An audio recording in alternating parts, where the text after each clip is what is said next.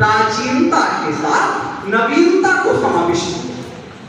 यदि केवल प्राचीनता को ही लेके चलता तो शायद खत्म हो जाता, लेकिन समय समय पर नवीनता को आत्मसात किया, जिसके कारण सनातन शाश्वत है।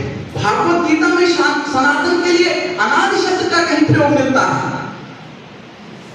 और धर्म धारयते कि धर्म, जिसका आलंबन करें। धर्म के बहुत सारे स्रोत हैं।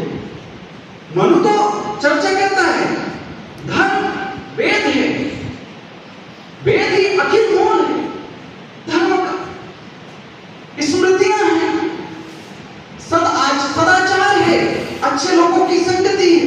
और एक और चीज है जो अभी प्रोफेसर शैलेश कृष्ण ने उकेरा यहां पे शंकराचार्य के प्रकरण आत्मतुष्ट। सब कह रहे थे कि शंकराचार्य से जब उनकी मां ने कहा कि हमारा श्राद्ध कैसे करोगे, हमको पिंड कैसे दान करोगे, तो मनु की तरफ हमको देखना पड़ता है।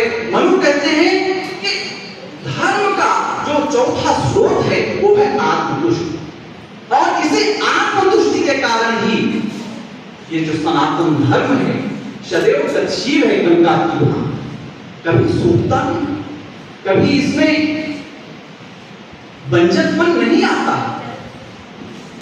और ये धर्म जो है ना, कहीं संज्ञा है तो कहीं विशेषण है। डोगरे शब्द सनातनी व्यवस्था में बहुत विश्वास नहीं करते, जीते हैं। और सब बताएं कि सनातन शब्द और धर्म को लेकर के ऋग्वेद में कहा गया कि धर्म कहीं पुल्लिंग है और तो कहीं नपुंसक है। दोनों रूप में प्रयोग होता है, कहीं क्रिया व्यवहार के रूप में प्रयोग होता है, कहीं आचरण के नियमावली के रूप में प्रयोग होता है। जब हम सनातन धर्म के संदर्भ में देखते हैं तो इसको कई भागों में बांटने का प्रयास होता है। वेद आधारित धर्म, जिसको विद्वानों ने कह दिया श्रुति धर्म, स्मृति आधारित धर्म, जिसको विद्वानों ने कह दिया स्मार्त धर्म, सदाचार आधारित धर्म, जिसको कह दिया सदाचीर्ण धर्म।